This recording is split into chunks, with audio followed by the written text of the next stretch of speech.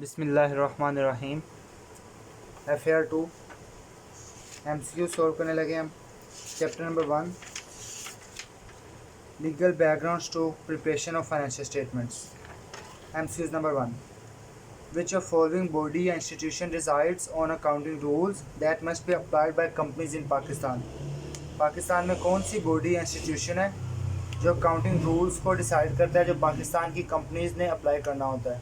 तो पाकिस्तान में ये डिसाइड करता है SCCP। तो MCQ नंबर 1 इसका ऑप्शन हो जाएगा B SCCP।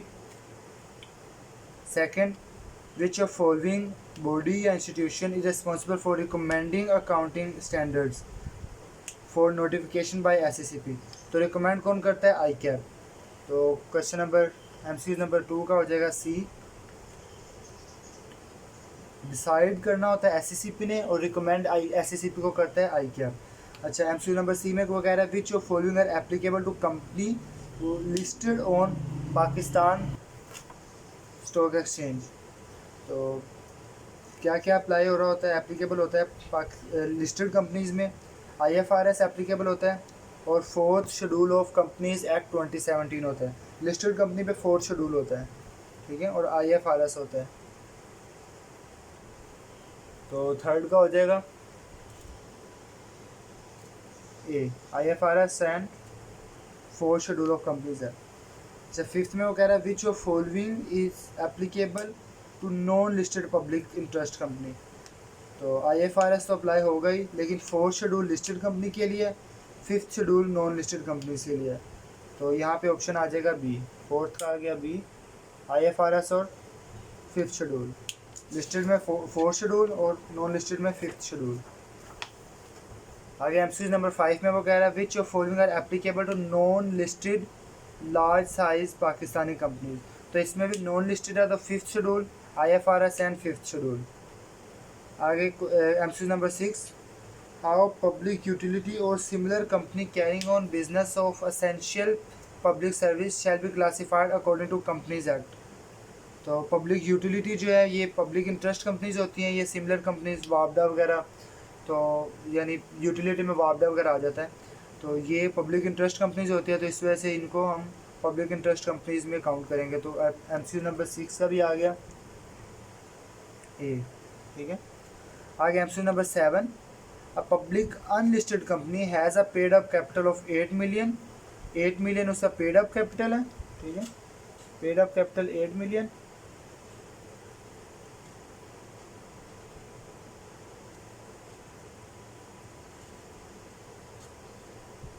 टर्नओवर है उसका 90 मिलियन।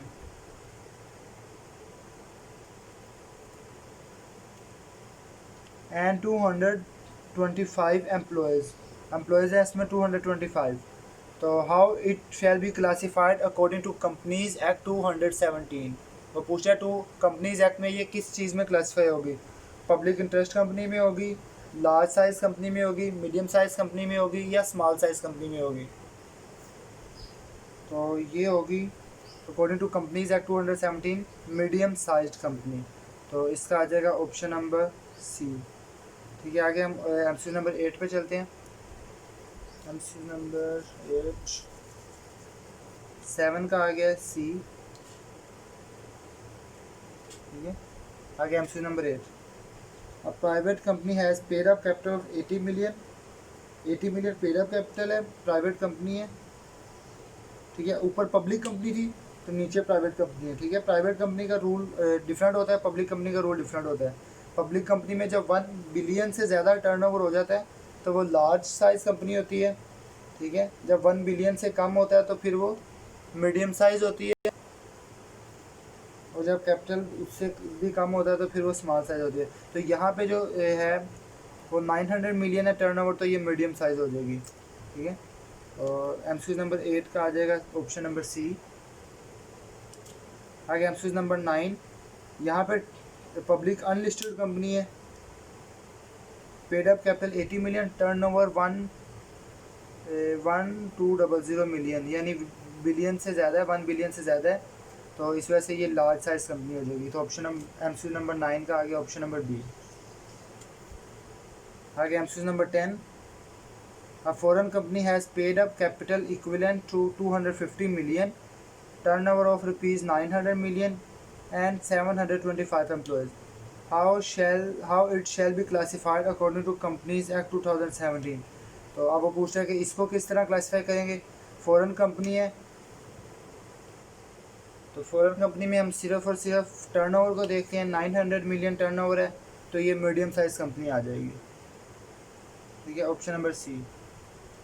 अब ये सब डिटेल्स जो है कि मीडियम साइज़ कौन सी होगी, स्मॉल साइज़ कौन सी होगी, लार्ज साइज़ कौन सी होगी, पब्लिक इंटरेस्ट कंपनी कौन सी होगी, तो ये सारी आई कैप की बुक में लिखा हुआ है पेज नंबर 5 एंड 6 में, वहाँ से रीड कर सकते हैं।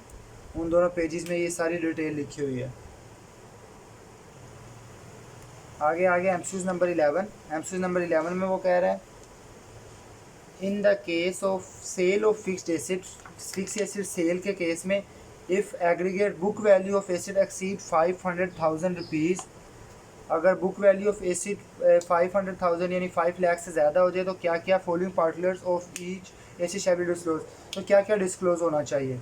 तो उसके लिए क्या क्या डिस्क्लोज होता है, अगर वो कॉस्ट पे रिकॉर्ड है तो कॉस्ट डिस्क्लोज होनी होती है, और अगर वो रिवैल्यूएशन उसकी होती है रिवैल्यूड अमाउंट पे है तो उसकी रिवैल्यूएशन भी डिस्क्लोज होनी होती है। और ऑप्शन नंबर इसमें 1 में उसने ये कह दिया बुक वैल्यू डिस्क्लोज होती है, तो बुक वैल्यू भी ज़ाहिर सी बात है डिस्क्लोज होनी होती है, कॉस्ट भी डिस्क्लोज होती है, बुक वैल्यू भी डिस्क्लोज होती है, सेल प्राइस भी डिस्क्लोज होती है। ठीक है, उसके बाद पार्टिकुलर ऑफ परचेज़र, जिसने परचेज़ किया और रिलेटेड पार्टी है या कुछ है तो वो भी डिस्क्लोज होना होता है, जो गेन है लॉस है वो भी डिस्क्लोज होना होता है, और रिलेशनशिप अगर परचेज़र जो है वो उसका रिलेशनशिप कंपनी या किसी डायरेक्टर से है यानी वो रिलेटेड पार्टी है तो उसको भी हमने डिस्क्लोज करना होता है। तो यहाँ पे हमने सबको डिस्क्लोज करना होता है, तो इस वजह से 1 से लेके 6 तक ऑल डिस्क्लोज करेंगे, जो कि उसने ऑप्शन नंबर डी में उसने बता दिया कि 1 to 6 ऑल। तो एमसीक्यू नंबर 11 का आ जाएगा डी। आगे 12, with regard to loans and advances to directors, a company is required to disclose whether loans and advances have been made in compliance with the requirement of Companies Act 2017. The above disclosure is required by, तो ये disclosure 4 schedule में होता है, 4 schedule के ज़रिए इसको disclose करना होता है। तो इसका आ जाएगा option number A, MCQ number 12 option number A. ठीक है, आगे एमसीक्यू नंबर 13 में चलते हैं। In respect of loans and advances other than those to suppliers of goods और services the name of borrower and term of repayment if loan और advance exceed ₹1 million together with particulars of collateral securities if any shall be disclosed separately. The above disclosure is required by, फिर उसने पूछ लिया कि loan दी है तो about disclosure किस कहाँ पे लिखा होगा, कहाँ पे के रिक्वायर्ड कौन से शेड्यूल से है। तो लोन का या एडवांस का जो भी है डिस्क्लोजर हमने देना है वो 4 शेड्यूल में है। तो एमसीक्यू नंबर 13 का भी हमारा आ जाएगा 4 शेड्यूल, यानी एम 13 का आ जाएगा ए। ठीक है, यहाँ से मैं रेस कर देता हूँ थोड़ा सा।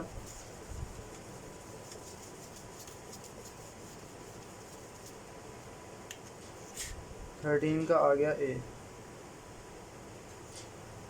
ठीक है, आगे 14 पे चलते हैं। In 4th and 5th schedule an executive has been defined as an employee other than chief executive and directors whose basic salary exceed a certain amount in financial year. तो व्हाट इज़ दैट अमाउंट, वो कह रहा है कि कोई भी employee chief executive या director के अलावा जिसकी बेसिक सैलरी सालाना कितने से ज़्यादा हो तो उसको हम एग्जेक्टिव कहते हैं। 4th और 5th शेड्यूल में इसकी डेफिनेशन लिखी होगी, तो वो कितने से है 1.2 मिलियन से, यानी जिसकी सैलरी एनुअली 1.2 मिलियन से ज़्यादा होगी वो एग्जेक्टिव होगा, डायरेक्टर और चीफ एग्जेक्टिव के अलावा। ठीक है, चीफ एग्जेक्टिव और डायरेक्टर के अलावा कोई भी एम्प्लॉय हो जिसकी एनुअल सैलरी 1.2 मिलियन से ज़्यादा हो उसको हम एग्जेक्टिव कहेंगे। तो एमसीक्यू नंबर 14 का आ गया बी, 1.2 मिलियन यानी 12 लाख। आगे MCQ number 15, in respect of issued share capital, यानी जब शेयर कैपिटल इशू करें फॉलोइंग शैल बी डिस्क्लोज। तो शेयर कैपिटल इशू करें तो क्या क्या डिस्क्लोज करना होता है। Share allotted for consideration paid in cash, यानी जो कैश में शेयर अलॉट किए, या अदर देन कैश, ये share allotted for consideration other than cash showing separately shares issued against property and others. जिस चीज़ पे कैश पे अगर शेयर अलॉट किए तो कैश पे लिखेंगे, अगर अदर देन कैश किसी भी कंसिडरेशन पे है तो वो अदर देन कैश कंसिडरेशन लिखेंगे। उसके बाद share allotted as bonus share, वो बोनस शेयर तो नहीं है, या वो ट्रेजरी शेयर्स तो नहीं है। तो ये सारा कुछ लिखना होता है जब भी हम कोई भी शेयर कैपिटल को इशू करते हैं। तो 15 का आ जाएगा जहाँ पे ये सारा कुछ है। तो MCQs number option number D में 1 to 4 ऑल। तो 15 का आ जाएगा ऑप्शन नंबर डी।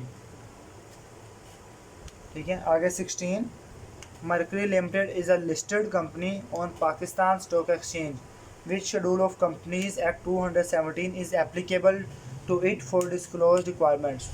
तो लिस्टेड कंपनी है, तो लिस्टेड कंपनी में 4 शेड्यूल यूज़ हुआ करेगा। ठीक है, जब भी लिस्टेड कंपनीज़ है,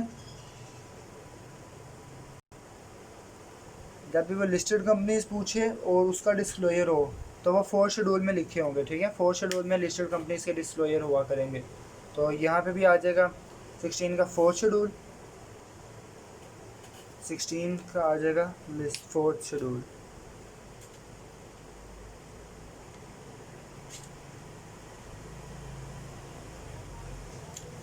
ये आगे 17, Neptune private limited is large size company. अब ये लिस्टेड नहीं है, ये प्राइवेट कंपनी है। ठीक है, प्राइवेट को अलाउ नहीं होता लिस्टेड होना।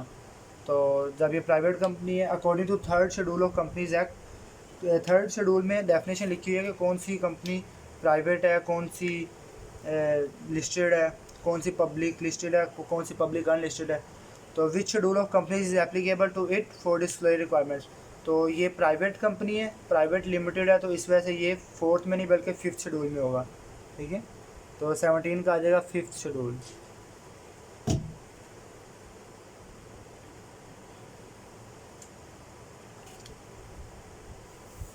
फोर्थ शेड्यूल में लिस्टेड कंपनीज की रिक्वायरमेंट है, 5th शेड्यूल में बाकी कंपनीज की। ठीक है, आगे 18th में वो कह रहा है Mars limited is public unlisted.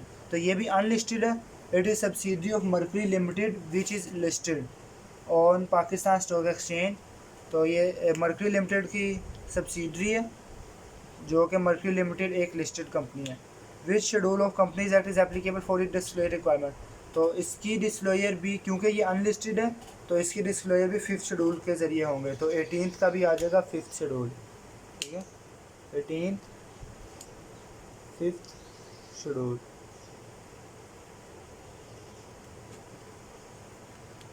Nineteen में वो कह रहा है which schedule of companies act 2017 lists the classification criteria of companies based on company size. यानी यहाँ पे वो क्लासिफिकेशन पूछ रहा है कि कौन से शेड्यूल में लिखा हुआ है कंपनी साइज का क्लासिफिकेशन। तो ये लिखा हुआ है 3rd शेड्यूल में। ठीक है, तो 19th का आ जाएगा 3rd शेड्यूल। आगे लास्ट एमसीक्यू है 20, Earth limited is a non listed company. ये भी नॉन लिस्टेड है, but according to 3rd schedule it is public interest company. वो कह रहा है पब्लिक इंटरेस्ट कंपनी लेकिन नॉन लिस्टेड कंपनी है।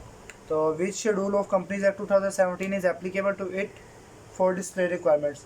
फिर नॉन लिस्टेड है, तो नॉन लिस्टेड में हमेशा 5th शेड्यूल जो है वो डिस्क्लोजर की रिक्वायरमेंट्स को बताया करेगा। तो इसका भी आ जाएगा 5th शेड्यूल।